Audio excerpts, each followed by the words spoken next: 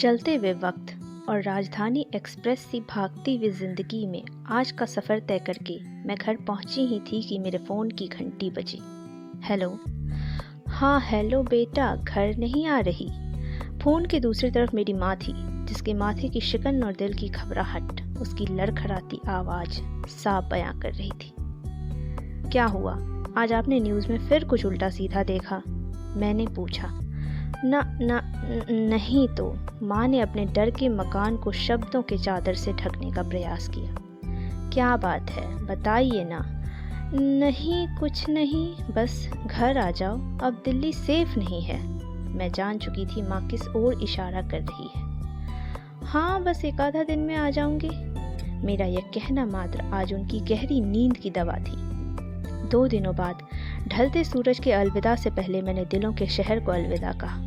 यादों, जिम्मेदारियों और चंद कपड़ों की पोटली बांध मैं अपने घर आ चुकी थी। खौफ का मंजर गहराता गया और हमारी जिम्मेदारी उठाए सरकार ने कुछ नियम शर्तों के साथ देश में लॉकडाउन का ऐलान किया।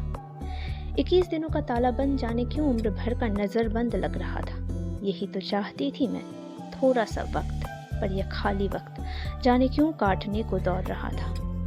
एक दिन दालान में सुबह की चाय के वक्त मेरे जेहन में सहसा घर के पीछे रहने वाले किशोर का ख्याल आया। वो अभी किशोर कहाँ रहता है?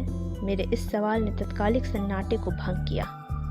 अखबार की ओट से अपना चश्मा ठीक करते हुए पापा बोले, केरल गया था, बेचारा लॉकडाउन में वहीं फंसा है। और उसका परिवार? मेरे जेहन में कौंधता हुआ दूसरा सवाल बरबस मेरे मुख से फूट पड़ा। वो सब तो यही है, मेरी माँ ने चाय की अंतिम चुस्की निपटा कर कहा। फिर कुछ दिनों तक घर में किशोर की कोई चर्चा नहीं हुई। एक दिन सुबह की अंगड़ाइयों के साथ मैं अधखुली आंखों से दिन का निमंत्रण पत्र स्वीकार कर ही रही थी कि आंगन में किसी अनजानी स्त्री के बोलने की आवाज़ सुनाई दी। बाहर आकर देखा तो किशोर की पत्नी खड़ी थी। आंखों में हीरे सी चमक लिए मेरी माँ से पूछा, चाची दीदी कब आई? हफ्ते हुए, मेरी माँ ने मेरी ओर मुखातिब होकर कहा। सूरज सर चढ़ आया है और डॉक्टर मैडम की नींद नहीं खुल रही। ऐसा ना कहो चाची, दीदी रात को देर तक पढ़ती होगी। जाने क्यों किशोर की पत्नी की बातें चुभ सी रही थी। उसकी बातों की आधी सच्चाई का मैं कोई जवाब नहीं देना चाहती थी, इसलिए चुपचाप वहां से चली गई। आधा पहर बीतने के बाद मैंने माँ की गोद में जब सिर टिकाया तो सुबह का वाक्या मेरी नज़रों के सामने नाच गया। क्यों आई थी किशोर की पत्नी? मैंने अनमने ढंग से पूछा। अरे वो किशोर ने पैसे भेजे थे, वही बैंक अकाउंट का मैसेज पढ़वाने आई थी। माँ ने मेरे बालों में अपनी उंगलियां सरकाते हुए कहा। इन्हें सरकारी मदद नहीं मिलती? मैंने अगला सवाल पूछा। मिलती है, 500 रुपये जनधन योजना के और मुफ्त का अनाज राशन कार्ड पे। माँ ने अपनी ममता की फुहार में तल्लीन मेरे सवालों का जवाब दिया। कितना अनाज मिलता होगा? माँ मेरे इस सवाल पे थोड़ा विद्रोही हो गई।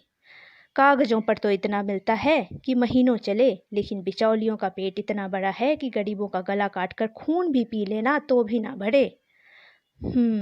मौके की नजाकत को देखकर मैंने इतना सा उत्तर देना जरूरी समझा। पलक झपकते घंटे दिनों में और दिन महीनों में बदल गए।